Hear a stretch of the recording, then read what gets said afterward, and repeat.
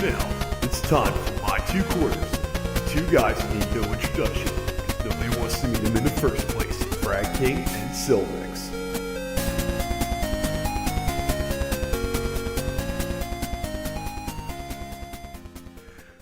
Welcome to my two quarters. I'm Frag King. Got my buddy Silvex with me. It's our first time doing this, so don't mind us. It's basically what we're going to be doing here is a talk show about gaming here on Radio Discord. Hopefully you guys enjoy it. I hope informative, entertaining, something along those lines. As I said, I'm Frag King. I've pretty much been a gamer my whole life. I was like born with a controller in my hand. I kind of like grew up in the golden age of gaming, back when SNES. I mean, when I was younger, I was playing like freaking ColecoVision, Atari, all that good shit. And now, of course, I've been gaming my entire life. It's one of the greatest fucking thrills in my life. Mainly, I wasn't really one of those go out and do social things, but I mean, I don't know if that's positive or not. Like when it comes to like what I like to play, I'm a big RPG fan, like huge Elder Scrolls fan. I enjoy a few JRPGs. Some of them are just a little off the wall, and then I also enjoy like MMOs, like MMOs that keep my attention. I do that hardcore ADHD thing. I mean, I'll be in middle quest. Oh fuck, squirrel, And we got Silvex joining us. My partner in crime, I guess you could say. I guess you'd call it that. And I'm sure sure we've been in the back of a few police cars, metaphorically. Oh, yeah. We used to play in a band for a very, very long time. Actually, we were playing in another band.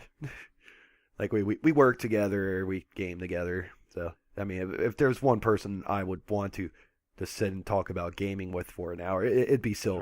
Right. And we also do a YouTube channel. Also, I found it back in August. Frag King Gaming. Silvex helps out with that. Yeah, I just joined in. A couple months ago, huh? Yeah, it was during the ESO beta. It was like the next to last one, I think. So it's probably been maybe like close to 2 months. We play all kinds of shit. Like there's no limit. I mean, lately we've been playing a lot of MMOs, but we all have our own preferences. I don't know. I'm sorry. I won't be joining your Major League Baseball team. Why not? I'm not. I don't know. I can't play sports games. It's like I can't tell you the last time I played a sports game. To be honest with you, the last one was probably Madden. No. You know what it was? That fucking NFL Street game. Oh, anger in a box.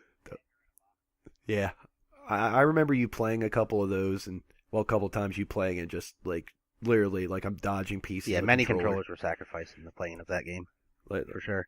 Like I never really played it myself, but I don't know what's up with that game. It just brings out the worst in anybody. Like you could be the nicest person, and you play that game, you're fucking like Satan. It's terrible.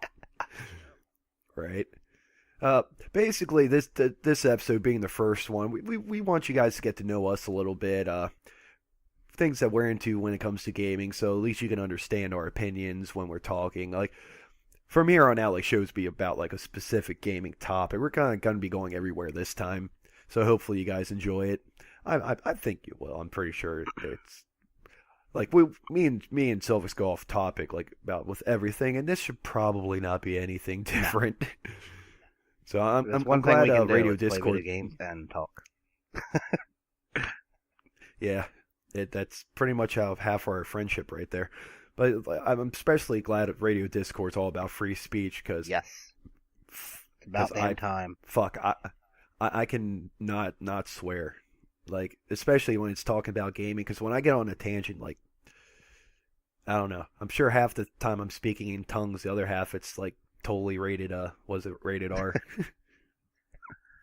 Better not bring your kids.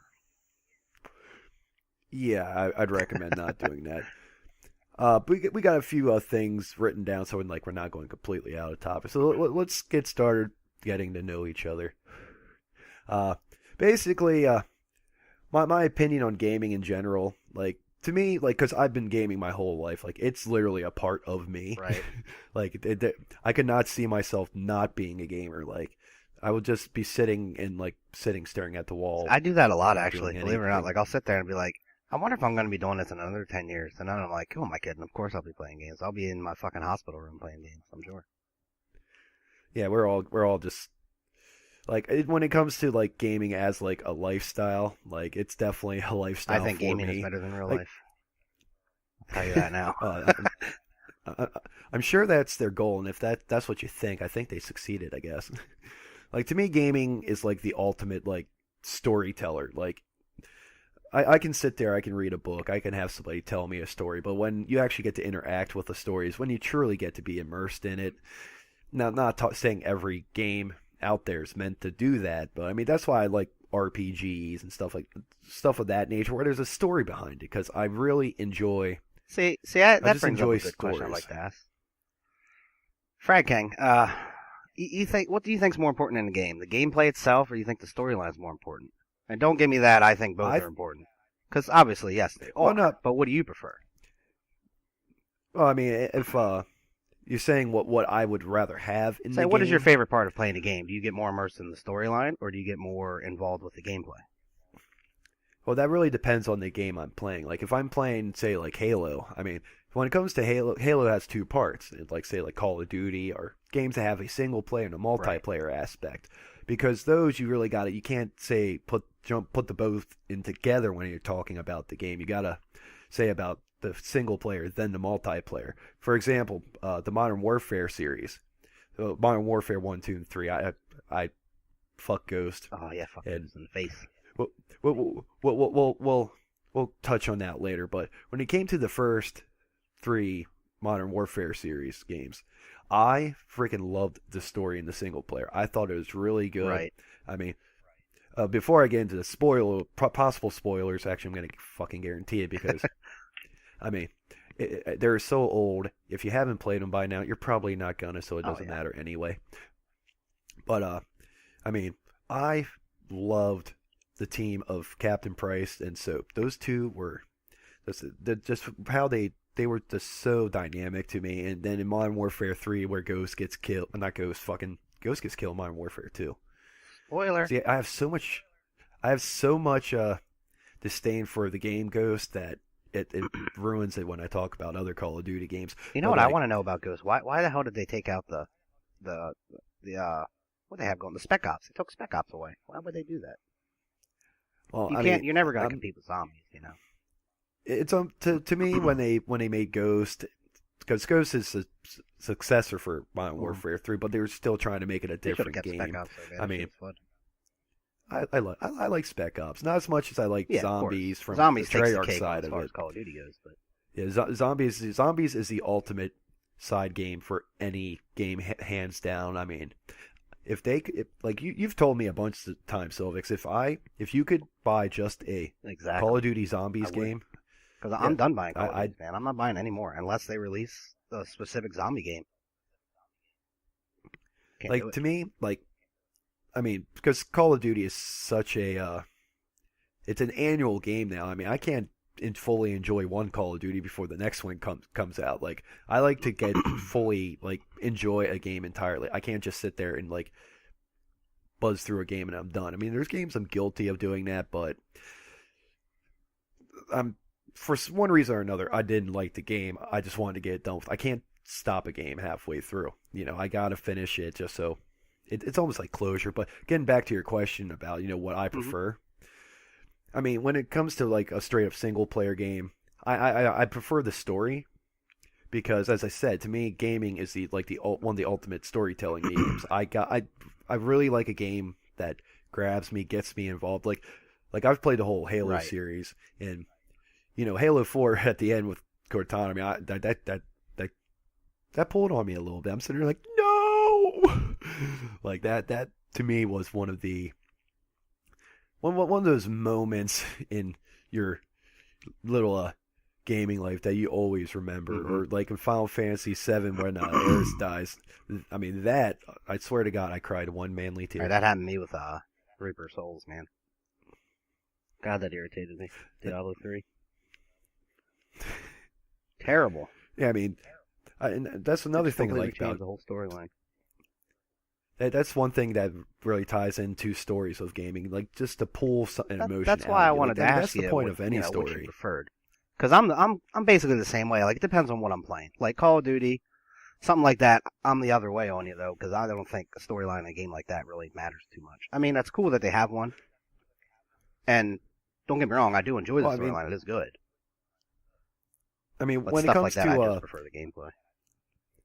when it comes to the single player aspect of it, like I need that story. But when it comes to the multiplayer aspect, because that's that game that you got two things. You can't say something about the game without having both parts. You got to separate. examine it as a whole. Like well, to examine it as a whole, you got to examine them separately, sort of. Like the multiplayer to me, like you have to have that. I mean, that's where the gameplay itself really matters. Right. I mean, the one thing that I cannot fucking ever stand and never will even if I decide to get another Call of Duty game is like all some of the exploits that have just become player styles. Like when it comes to like if you're playing zombies, or single player, but when it comes to the competitive multiplayer, one thing I can't stand is quick scoping. It's an exploit of the auto aim system, and people it's become a play style to where people can actually justify playing it, and it just drives me insane. Yeah. Get these little 13-year-old kids, like apparently like hundreds of like 13-year-olds have fucked my mom. After they quick scoped me and then teabagged me, and that just drives me insane. Guy said he fucked my mother and then nominated me for the rank of noob. All in the same conversation. But like some stuff like that, I can't fucking stand, because it's. I wish they could do something about it. I wish they would do something about it. They probably won't though. But what are you gonna do? I mean, and another thing when it comes to gaming in general, like to me, like when it came to like the big console war, Xbox, PlayStation, fucking Nintendo somewhere hiding behind a rock. Poor Nintendo. I used to own all consoles. I mean, I got a gaming computer, I got a 360, a PS3. I used to have a Wii. No way in fucking hell am I ever gonna buy a Wii. That brings up a good point. What's your favorite console then? Which one do you prefer? Are we talking like current, like modern, or just anything? overall? What's your favorite console that's ever been, ever released? And now see that kind of you gotta. I mean, we're not counting a PC for that, right? Because PC's not really a console. PC's not PC. PC's a whole different subject entirely. Man, I would really have to say I'd have to go with the PlayStation 2 because I mean I had a PS1. PS2 was very good. I mean, to me, like PS2. I mean, you still have people playing PS2s like regularly. I mean, it's had such staying power in the gaming like world. I mean, just it's really transcended through the last gen to the current gen. I mean, when I say current gen, I mean like Xbox One, PS4, Wii U, I guess. To a lesser extent. I'm really not a fan of the Wii U. I mean, I applaud Nintendo for their for being so bold as to like. I mean, they took one thing you can never discredit Nintendo for is taking risks. They do risks, like they risk things, but I mean, they don't really come out on top most of the time. They took a risk with the Wii, and I mean, the Wii to me is the only problem with the Wii. The Wii is a good console. Don't get me wrong. It's great for kids, especially because it gets them active. You know what I mean? They don't just sit there and become couch potatoes. You have to do that later in life. But I've earned the right. Yeah, you get the idea though. But the only problem is, the hack. Everybody knows you can hack the Wii. That was the major problem. That's where they fucked up. They allowed it to. Didn't allow it. They just didn't prevent it from happening. And it happened. And sure enough, why would you ever buy another Wii game if you could just download every single one of them online? I don't know anyone who has an unhacked Wii. I mean, I have one. I got one hacked too. I had it's got a nice terabyte hard drive. After a while, I didn't get them, but were the last time I updated it. I mean, I've never purchased a Wii game in my life, but I can tell you now we have like 250 on it. How many of those have you actually played? I've actually checked out most of them. I can't say all of them because I'm sure there's some I missed, but all the ones that I have on there, I tried. Some of them don't work though, because that was back when it was hard to hack. There's a couple. It's not hard to hack them anymore. Yeah, that's like easy. I mean, there's a couple Wii games that I always have wanted to play, but I'm not gonna actually go buy another Wii to do it. Like, there's a couple Final Fantasy games for Wii. There's what was it? A Twilight Princess, I think, was from the Wii. That was a good one. Wii. That was a good one. What wasn't Skyward Sword for the Wii too? I think so. Yeah. I think that was the. Because I think when you used the Skyward Slash, you had to put the thing up and swing it. I think it was shit. a sequel to that. Don't quote me on that.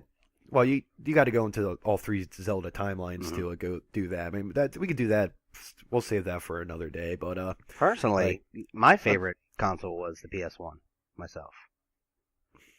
Because and I'll tell you why. Like remember Game Shark? Game Shark was so phenomenal. Yeah. Not to mention the durability of the system itself. You got all the mid-20 somethings and up going, oh yeah, I remember that, and everyone under's going, what the fuck's a Game Shark? I can take a picture of it. I still got one, and that leads me to what I just said about durability. The funny thing is, back in my day, I had to blow on the cartridge to make it work. Oh, those are tough times. But the durability of the PS1 is amazing, and I'll give you a great example. I have purchased 3 PS3s in my lifetime, but I still have my original PlayStation, and it still has a Game Shark. Yeah, didn't we pull that out like last year at some point? I get it once in a while. I still play Music Generator once in a while. I still have that game. That's fun. That game is limitless. Like, I mean, you can make anything you want forever. I mean, I still have my PlayStation 2 with I have 2 memory cards. Like one of them I think's full, but the other one might be maybe 3/4. Just all the memorable moments from when I was playing. I think because I'm pretty sure the PS2 is the system I've played consistently the longest. Right. Like I have put so much fucking time. Yeah, into I played a lot of PS2 as well. But the first console I ever actually owned myself, I got it as a Christmas present. It was my PS1, not the one that I have now. But now, as I said, I was born with consoles. Like I had a controller in my hand coming out of the womb. Like I mean, I was 3 years old playing Atari. I remember just. I used to be in shape because I had when we had the NES. So you remember the big running pad that had the numbers in red and blue, and you would play the track and field games that they right. Were You had to simultaneously hit 2 them, and 3, A, B, A, B, A, B, B. You had to hit it real fast. Yeah, that was a that was a gymnastics one. You had to do things in combination. I used to do the track and field. You sit there, run in place, and have to jump every now and then. Mm-hmm. Track and field is an awesome game. I don't care what anybody says. That's in my list of classic games that I would still play today if I had access to. And I remember having friends over playing Duck Hunt, smearing the zapper on the screen because you couldn't hit it otherwise. Smash TV, remember that? Oh yeah. Yeah, I remember the little. What was it? Our friend? We used to play that a lot when we were younger, just hanging out, and our buddy Beav would used to play it, and he'd get the little floaty thing to follow you, little buddy. Yeah, the first time I ever actually played that game, I didn't play it back when it was on Nintendo or whatever it was on, but I played it when they came out with there was a PlayStation game. It might have been PS2, but it was called Capcom, I think, Arcade Classics or something like that. Yeah, and it had Smash TV. It had a whole bunch of other stuff on it. What was the other? It had Rampart on it. It had there's so many games on it. There's 25, 30 games thrown into it, but they're all classic games. And it was great because the first time I played it, a few buddies of mine, we got a hold of some nice acid, right? So we dropped this acid and we just start playing this, and we're just glued to this Smash TV because, you know what I mean? You take acid. It's the first time we took acid, So we didn't know what to do, so we just kind of stayed inside because I heard some nasty stories about going out and having bad trips. I didn't want to deal with that, so we just dropped some acid, sat in my basement, played Smash TV for 7, 8 hours straight. It's ridiculous. So would that be considered, video game excess? Because, you got the whole rock and roll aspects back in the 80s, everyone doing crazy shit. So would that be gaming excess? Rockstar gaming? I guess so. Outlaw Country. I don't know. Young and...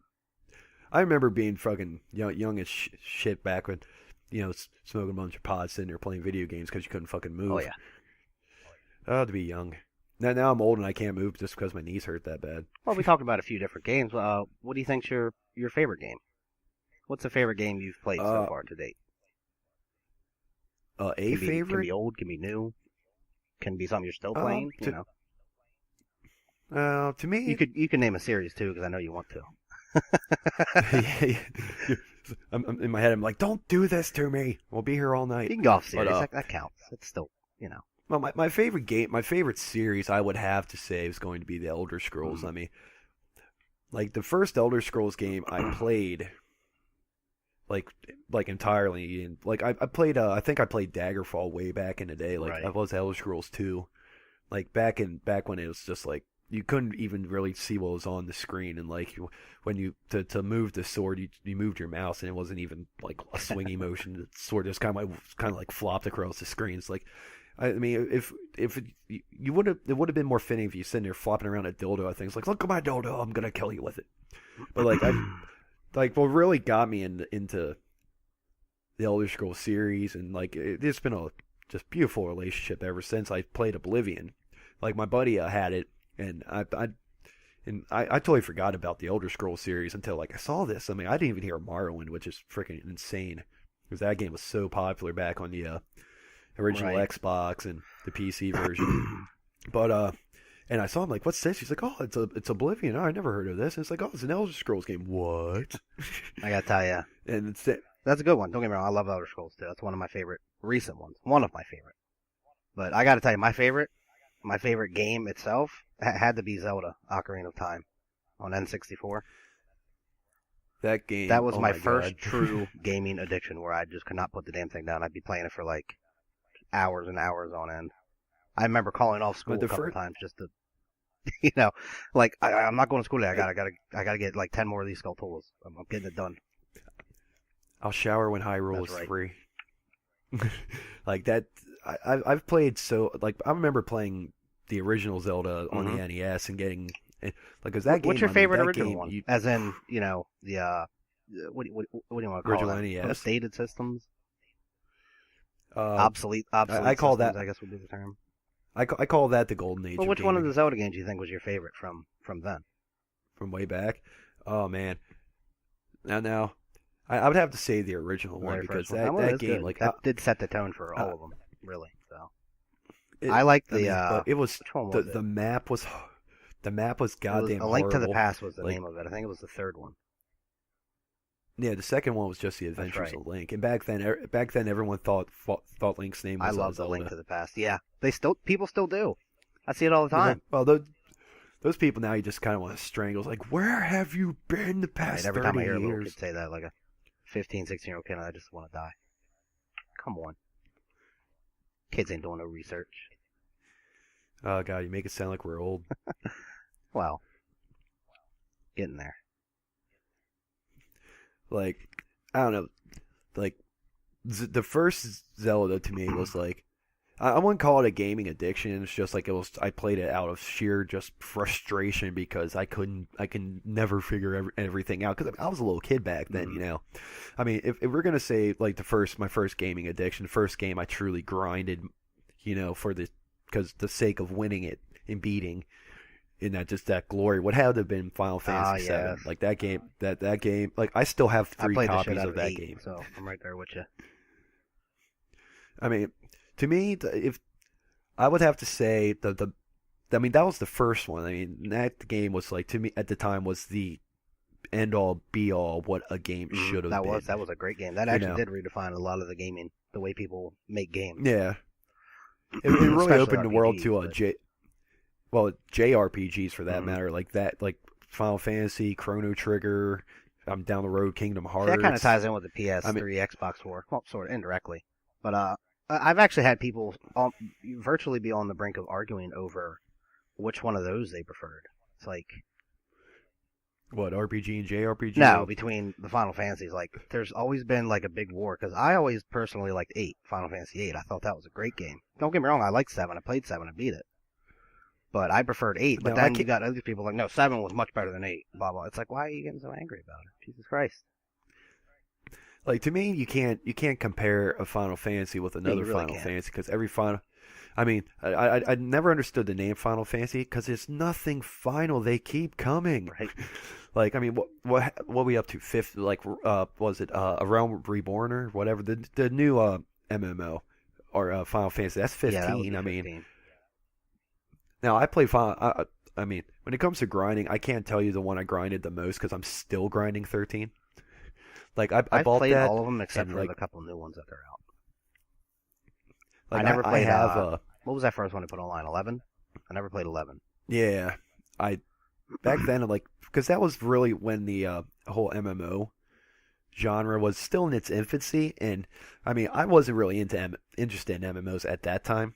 Like, I couldn't tell you where World of Warcraft came out because I still am not interested in World of Warcraft. That's a whole Right, other episode too. I was Like, right Diablo I could, when that shit was the craze. yeah. Everyone's going like for the Horde. I'm going for the Shining For the Heavens. Rodrum. Fuck your Horde. Yeah, right. Stay a while and listen. Since you said your favorite series, I think my favorite series would have to be the Diablo series. I mean, 3 is kind of a broad fit into it, but as far as the storyline goes, I like the advancement of the storyline on that. Like, me and Silvix already agreed we're going to do an episode entirely on the Diablo series in detail, just so you guys can, because some things about that I could probably spend an hour talking about. Yeah. But yeah, I would have to agree with you how epic the Diablo series was. I mean, a lot of people haven't read the books or the graphic novels attached to the series, so I mean, they just know the games. But when you think of just the games, I mean, the story itself, well, until you get to 3, as I said, we can go into more detail about that in another episode coming soon, because I always wanted to discuss that. I do. I would. I'm very strong. Like, as far as the storyline question from earlier, I do like the storyline on that game a lot, and it's I love the storyline on it. So I'm pretty adamant about how they're unfolding it as time progresses with in the series with Reaper Souls and everything. Yeah, and there's going to be more expansions for it. They did wrong with D2 only giving you. I don't want to give it away, but it leaves it wide open for an expansion or even just another game like Diablo 4. You know what I mean? Don't worry, we're going to spoil the shit out of it for you in the episode about D3. Don't worry, or the whole series. Don't worry, you're going to just hate us. And when I'm talking about stories and series that we like, another series that to me, like the series, like a lot of people give it crap, but you either like it or you hate it. You're not in the middle. It's the Dragon Age series. I fucking love Dragon Age. Like, to me, like, it's... I did play the story... Because James has it on PC. I played it for a little bit. His brother. Yeah, James is my brother. I was like, who the hell's James and what does he have to do with this? Like, I played Dragon Age Origins, I've played Awakening, I've played 2. I'm probably in 2 weeks or so going to pre-order Dragon Age Inquisition. Like, to me, that the series, it's the story... it's definitely like there's more than just one linear thing with it. Like, you got something over here affecting something over here. I mean, because in Origins you got the blight. I like the games dark like stone that. coming. Depending on what you do determines the outcome. Yeah, definitely. Like I mean, it makes it a lot more interactive than say games like Skyrim, where it's just set. You just go through the storyline, and then there's like 50 million side quests to do. But right, that really have nothing. And the only thing to change, if you think about it, even just using Skyrim as reference, remember the whole Civil War thing? That's the only thing really in that game that you can decide the outcome. You know what I mean? And it doesn't have a huge effect. No, it doesn't. On anything. It's just just basically your socialization with the other characters in the world, basically. Like, I'm really knowledgeable about mods and stuff. So I mean, there are mods that you can for PC. I mean, you can't legally, quote unquote, mod a console version, but there are mods for PC Skyrim where it actually makes the outcome of the Civil War have an effect on the game. That was disappointing. And how they did that, playing that, and it's like I don't know why Bethesda couldn't do that. Yeah, I don't understand it either. It disappointed me too. It's like it was a fun quest line to do. There was a lot of shit you could do. But as far as the outcome, it really didn't affect a whole lot aside from your interaction with a random people that would mention something about it. Right. The only thing that was completely noticeable is like whether was it Winterhold? Winterhold? Well, that's Game of Thrones, or is it? The freaking Stormcloak capital. Help me out here. Windhelm. I was waiting. I knew you'd get it. The big thing to me is whether Windhelm likes you or Solitude likes you, and don't get me wrong, Skyrim's in my top 5 favorite games. I had you talking about the Civil War. Cool. Which side did you pick? What do you prefer? I mean, personally, I didn't vote, but I do have a preference. I'll let you tell me your preference first, though. Who'd you side with? I did a playthrough with both. Like my first Well, it's funny because I kind of went crisscross with it. My first character was a Nord who went with the Empire. My second one was a High Elf who went with the Stormcloaks. Right. I always went with the Stormcloaks, and I'll tell you why. Not because I like the Stormcloaks. I absolutely hate the Stormcloaks. But every time you come up to a Stormcloak, because after during the Civil War, you got to fight the opposite side. Like, you have hordes of shit that comes up to you, or you got to go infiltrate a base. But I always pick the Stormcloaks because when you kill an Imperial, you always get money. It was all greed. Because whenever you kill a Stormcloak, they never had any money on them because they weren't very, they weren't a rich class. Like, the Imperials were known throughout the entire series to be rich guys. Well, I don't know why you would need to do that. I mean, I chose Stormcloaks, and I randomly, I have, like, on my Xbox character, I have, like, well, I play it on the Xbox, and I play it on PC, too. But for my Stormcloak character on my Xbox, like, I got, like, freaking 800,000 gold, and it just, I don't know. Maybe I'm economical. I don't fucking know.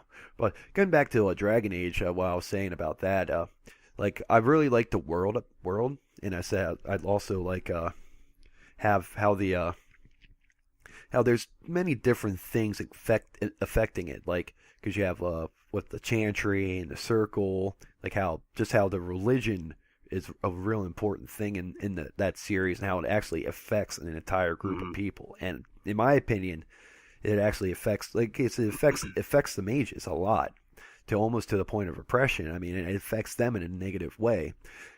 But I mean, and it's not that it's meant to be bad. I mean, how that ties into the social aspect of the game, because there's really racism is a huge thing in the Dragon Age series, because like, especially, like, I mean, you can't really, I guess you could call it sort of racist with the mages, but was it Dragon Age that had that one where it had the one storyline where you had to do some sort of gay thing? Was that Dragon Age, and the people were in an uproar about it? You remember that? Where, like, the quest line ended with the guy having sex with you, basically. And to complete the quest, you had to, I don't know if that was Dragon Age or something else, but I remember hearing about it, and everybody was mad about it when after they did that quest. With your I know in Dragon Age that roll them around. I know in Dragon Age you can have they have a romance system, and you can have guys and girls and girls, and I'm not sure all if that it was fun Dragon stuff. Age or I'm not, pretty but sure I you can. I don't know which one, but in Dragon Age Origins you can actually have a 3-way. I found that out after my playthrough, so I'm totally playing it again to find that out. It's like playing Tomb Raider back in the day on PlayStation. There was that one cheat you could put in to have her remove her clothes. Remember that shit? Those beautiful square boobs. It was on PS1. It was terrible. Polygon awesomeness. There's also something like that in Metal Gear Solid, if you ever played that one.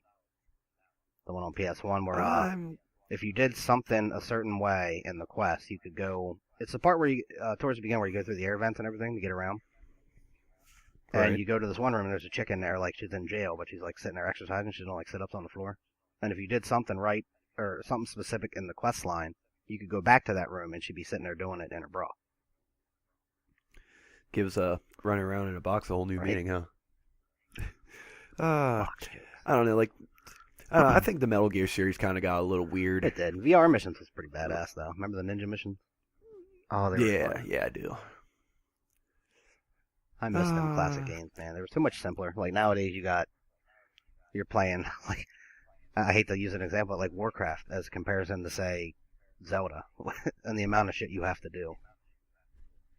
Yeah, I mean, well, it's crazy. When it comes to World of Warcraft, as I said, I'm not a real huge fan of that game. Like, I mean, I never really played enough of it to I gave it a good college try. A buddy of mine set up a server and we played for free, and I just couldn't do it. I gave it like a good month. I got to, like, I don't know, level 40, 45, somewhere around there, and I was just like, I can't do it. I was like, it can't keep me interested. This is my problem with Final Fantasy 13 too. Great game, just couldn't finish it. I just lose interest. Like, I'm hell bent on finishing Final Fantasy 13. Like, I bought it for the Xbox. I bought Final Fantasy 13 too. I didn't get Lightning Returns yet because I haven't started 13 too, because I'm still grinding 13. I'm told it's good. Oh yeah, I mean, I've seen some videos that really it makes me want to be 13. Also, I already bought it. Right. But I mean, just because how 13 is where you go through that long linear part, and then they dump you on Grand Pulse, and it's suddenly open world. Just like, here you go. Okay, what do I do? What? I'm running around. I do really like the Crystarium, that whole system that they did for I do your like leveling up stuff. I do like that because it's still you still can't really like certain people have to do certain things like Hope and Vanille have to be like your healers. Yeah, right. Well, eventually everybody is the same.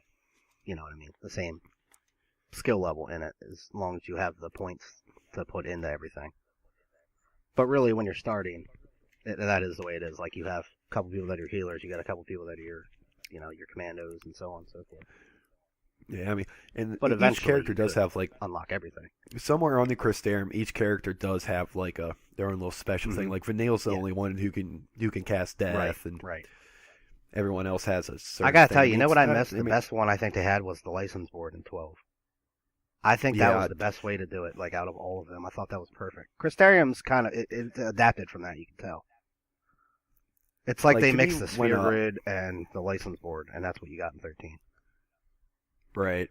When it came to 12 to me was like that was just like 7. Like I literally played 12 was a lot of fun. I didn't like how the combat worked so much though. That's the only thing I didn't like about the game. The storyline was absolutely phenomenal. Like I like how they broke away from the turn-based for at least one game, and you can really tell. Yeah, it's nice that they didn't do turn-based, but I think the whole idea wasn't fully developed. I think the combat system was amazing. Like I really it worked well for the game, but as far as a Final Fantasy feel, it was lacking. Is what I'm saying. It's almost like that, like how Nintendo likes to take risks with like trying innovation. They did the same thing. I think they won out because. To me, it's for favorite Final Fantasy. I think it is really a jumble between 7 and 12. Because 12, I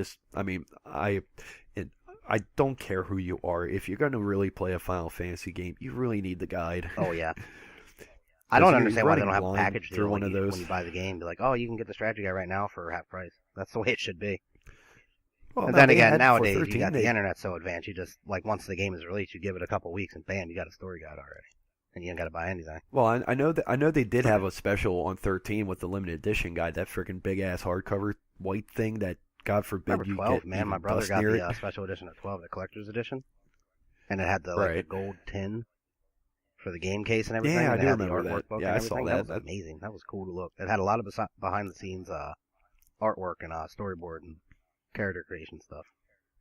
That was a lot of fun to learn. Like on my Final Fantasy 12 guide, like that thing literally looks like an old dusty tome that went through a couple wars because I got like notes and written in the side and stuff. They're like gamers' it's almost Bibles. Like, oh yeah, you don't want to go into that, buddy. But what's some games that really got some let's say like games that like really pulled you in like story wise? Story wise? Like I said, it has to be Diablo as number one. But a close second would have to be... I'd have to say Zelda. I thought Zelda's storyline was pretty good. What's weird about Zelda, in my opinion, like, because if you know Zelda, there's 3 separate timelines based on, I believe it was Ocarina of Time. There was 3 outcomes that turned into 3 separate timelines that you can actually pick what games. I think it was only it was 2 timelines in that one because you were young and then you were adult. Well, there was I'm trying to remember.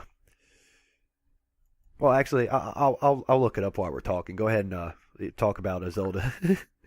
Cover me. I mean, not so much Zelda as a whole, like the storyline throughout, because you're right. You can't really. They're not always linked together. You know what I mean? Sometimes they bounce around a little bit. Right. But as far as the Ocarina of Time, I think that storyline was just amazing. I don't know why. I can't explain it. I just thought it was very well written. I thought the voice acting was even good in it. The little bit of voice acting there was, I should say. What, in Ocarina of Time? Especially on Navi. God, I would just... I mean, she was annoying as shit. Hey, don't get me wrong. Annoying as shit. Hey, over here. Hey, maybe we should call Saria. No, did she actually say that? I thought she just said, hey, and listen. Mm-hmm. That's what's ingrained in my skull. Yeah, who knows? It's been a while since I played that shit. I played it for your mom. You owe me $5. Playing with my mother. Did you leave it on the nightstand? I bet you didn't. Oh, dude. What are you, a 13-year-old playing Call of Duty? Is what I am. Pouring my mom out. I like this timeline I found. There's the origin timeline that spans from that breaks off at Ocarina of Time. Then there's like a child timeline, an adult timeline, and a no bloody clue timeline. No bloody clue timeline. Like, what the fuck is going on? Like, but the official timeline stems from, I think, Ocarina of Time. It was either Link won and went back to being a child. Then the other one was Link won and stayed an adult. And then the third one is when Link loses and gets killed. Like, I like how there's so much controversy when it comes to that, which to me is, like, I like games that can incite that kind of thought and theory in the gamers. Right. Like, it makes me feel like I'm not stupid. Exactly. When it comes to gaming, there's a YouTube channel called The Game Theorist. There's this show by a MatPat called Game Theory, and this dude I love smart gaming shows where, like, he talks about all these different theories in gaming. That's really cool. Like, the one that really grabbed my attention was he has this whole theory about Mario actually being evil, and how he portrays it. Like, he might be correct. I mean, that's I like smart gaming. I like games that make me think. I like games like that too. Like, I mean, and there's very few games that really pick every single part that I think would make the perfect game and utilizes them. So, I mean, and to me, there's never going to be a perfect game. But there's just, because the perfect games, like, there's nothing to say what a perfect game is. I mean, it could vary. It's like, you could think that there was one game that was absolutely perfect the way it was, you know what I mean? But as far as it actually being perfect, as far as having, you know, a congruent storyline, which I think is important, because I've seen games where they kind of jump around the storyline so much that by the end, it's like, I don't know what the fuck even happened. Like, they just bounce around too much. Like, they focus more on trying to cover too many little details as just focusing on the main points. There's a lot of games like that. Yeah, like ones that almost kind of like it's not so much encourage you to go away from the storyline, because I mean, when you talk about like sandbox games like Skyrim, you know, they don't expect you to go straight through to the end of the main story. Right. I mean, you're gonna run into a town, find somebody. It's like, oh, I gotta go fucking kill these bandits because they stole his father's sword and he's apparently a pussy. But I mean, like, games where the storyline stops becoming important. Games along the Elder Scrolls storyline definitely bounce around, and they definitely make you, they more or less force you to do your side quest. Well, I mean, side quests when it comes to like open world sandbox style games like that, like, I mean, there's so many games that actually do that, and they mean to. Like, Fable does that a lot. Especially because, I mean, well, the side quests were almost a part of the storyline, especially back in Fable 1, where you're a member of the Heroes Guild before it was destroyed. I mean, side quests were literally given to you by the Heroes Guild, which is where the main storyline is based on. You go through, of course, going through all of it, finding your sister and stuff, all part of the main story. But, they made it so even the freaking quest giver can just freaking pop in your head and annoy you. You got a new quest. No shit, you told me that 10 minutes ago.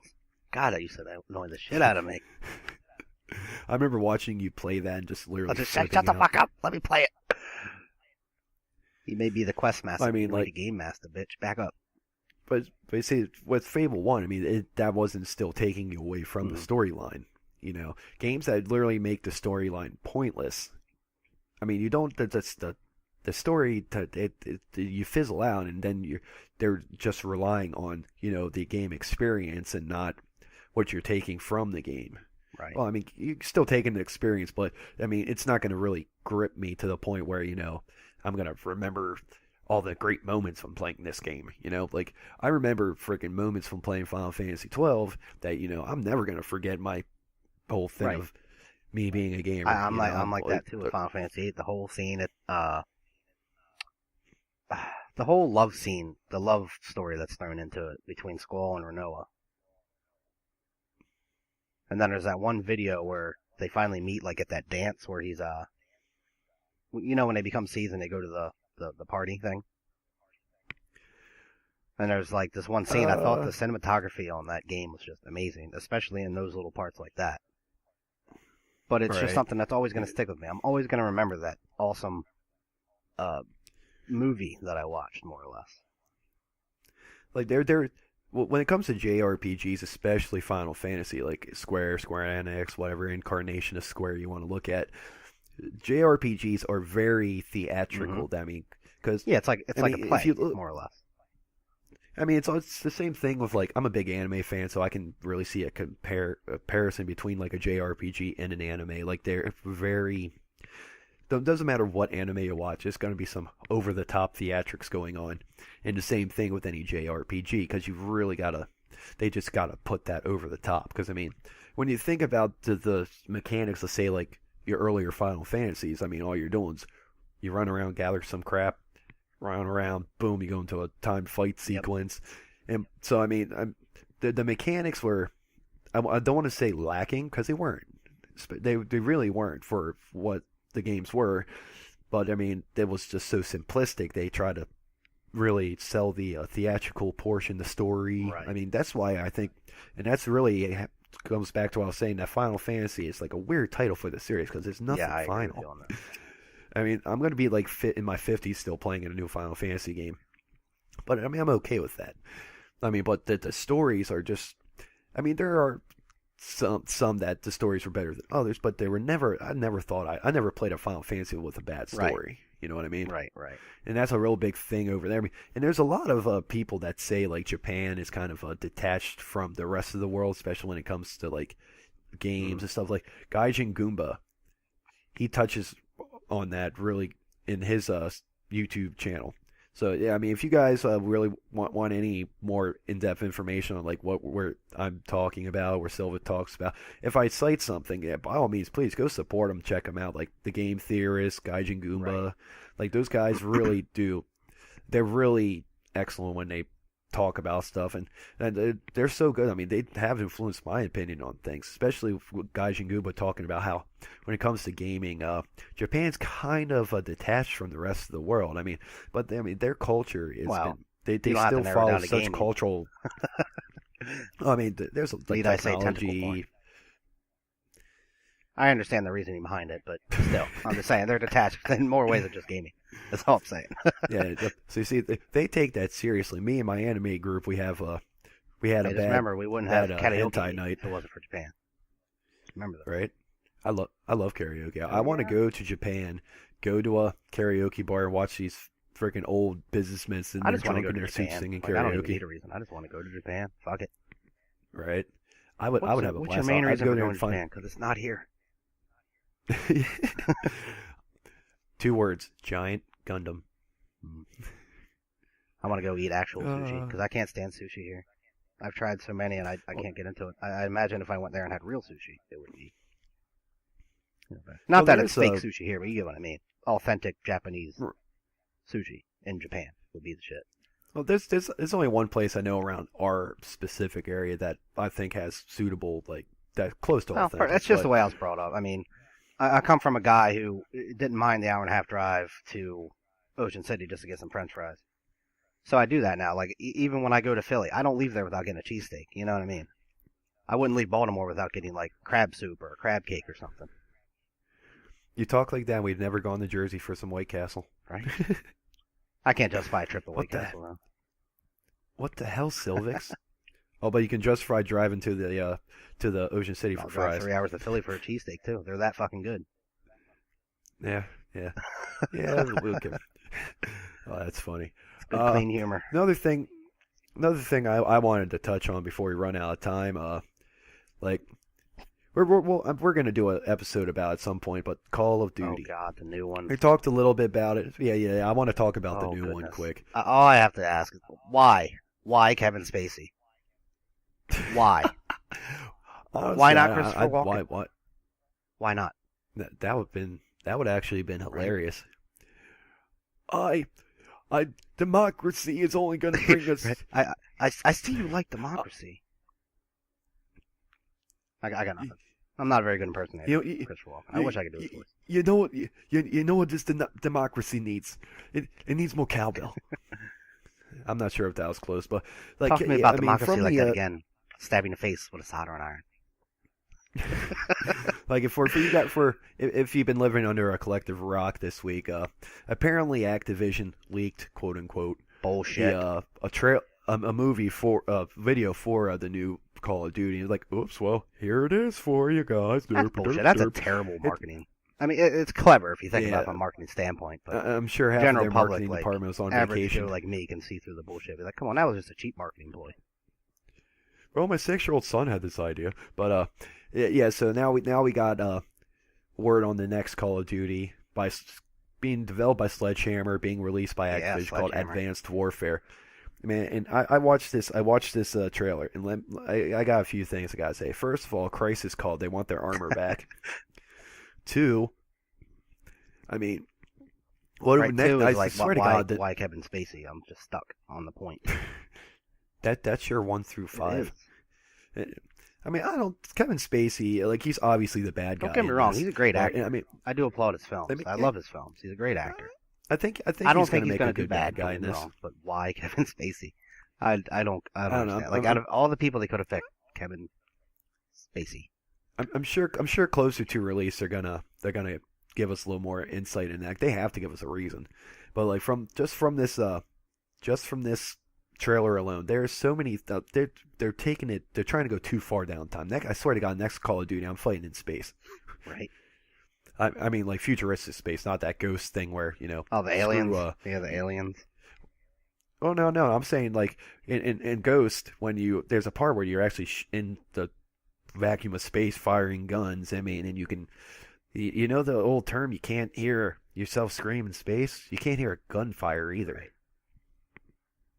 So I mean, what the fuck? But I mean, the closest thing Activision has done to anything futuristic in Call of Duty that I liked was Black Ops 2. Like, I really like Black Ops 1. I like how that kind of spanned some time. 2 was good. And then Black Ops 2 was damn good. Black Ops 2 was good because I like the tie-in they did with 1. I thought that was pretty good. I didn't really like how the Black Ops series tied into to World of War. I really wish they kind of would have let World of War alone. Yeah, World of War was what it was. It was a good game. To this day, I'll still play World of War. I mean, I thought the World War Call of Duty. The funny thing is, the newer ones are so much faster paced than, say, Modern Warfare 1 or World of War. That, like, if you go back to World of War now after getting used to Black Ops and Modern Warfare 3 and everything, you just straight rape people because you're so used to it being faster.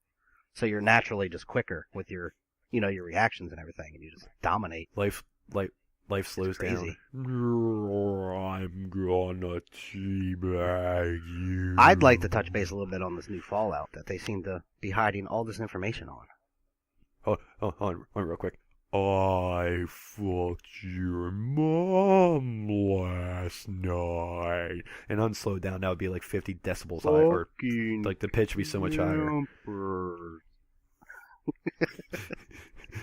But yeah, that's while we got a couple minutes. Yeah, Fallout 4, like the fourth Fallout in the series. We'll call it the fourth Fallout.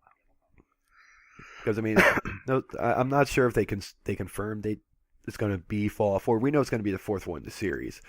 For you guys who don't know, New Vegas, the most recent, was not the fourth Fallout in the series.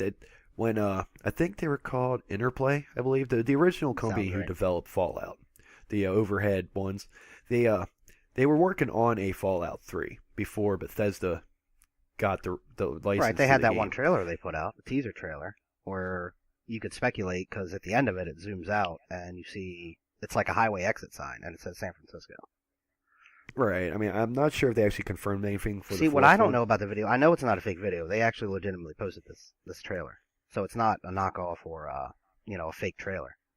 But why would they release that and then wait like 2 more years to have any other information about it? Like, we're still waiting. And I understand because they have Elder Scrolls Online. That's a big project. Well, but they could talk about other games they're working on. They don't. Well, that's still not. ESO is still not an excuse for Fallout because ESO is developed by ZeniMax Online. Fallout's still developed by Bethesda. Right. Fallout's Bethesda has a small part in ESO. Yeah. But they make the final creative decisions on everything. You know what I mean? Right. Like if they're like, no, we don't like that, redo it. They have to redo it. Right. I just don't get why we have no information on it. You know where I'd like to see them go? Canada. Canada would be a fun place to run around because of all the terrain. I personally want to see it leave the country. I want to see. Why I said Canada. You know. Well, I mean, like, no, okay, I'm sorry, the continent. I got you. See, there are two places I like to see. I'd like to see a Fallout in China, and I'd like to see a Fallout in like England, like Britain, somewhere like London, maybe. I think that would be an awesome. I could see that. Or just England. I mean, like all those big cities over there. I think there would be nice so to much be able to run through and look at the what is that called? Where the Queen is. Oh, Buckingham Palace. It'd be nice to see that in ruins, because you know, Fallout's everything's post-apocalyptic. So a nuclear-ridden. That actually would be pretty cool. Like they just steal the clip out of me from Vendetta when he blows up Parliament. Just use that. That'd be the big ending. Saves time. Oh, that'd be so anticlimactic, though. Like, oh my god, I've already seen this. Right. But, all right, that's all the time we got today. Hope you guys enjoyed this little episode. This is the first one. I hope you guys kind of got a feel for who me and Silvix are as gamers. We're going to talk about all sorts of cool topics, like stuff we can go in a little more detail. Right. It's kind of like an overview of us as gamers. Yeah, this is like your big, just your big introduction show, I guess you could call it. Your how do you do? Yeah. Yeah, pretty much. And so I'm really hopeful that this is a good show for people like Radio Discord. Big thanks to those guys for having us on. If you are into us and what we're doing, we by all means go on YouTube, check out Frag King Gaming. We got a bunch of awesome videos there, and I think you'll probably have a great time. And pretty much that's it for this episode of My Two Quarters. That's right. Thanks for checking us out. To make sure you tune in Wednesdays at 8:00 p.m. Eastern Time for more of us talking about video games. I'm Frag King. He's Silvix. Say bye. I'll miss you guys. As we like to say, I don't want to get all mushy, but I'll miss you. But as we like to say on the YouTube channel, thanks for listening. As always, enjoy your game. My Two Quarters, brought to you by Radio Discord, Frag King Gaming, and PX Productions. For more Frag King and Silvix, check out Frag King Gaming on YouTube. Got questions, feedback, or a topic you want Frag King and Silvix to discuss? Email them at fragkinggaming@gmail.com and make sure to put My Two Quarters in the subject box. This has been a 2014 PX production.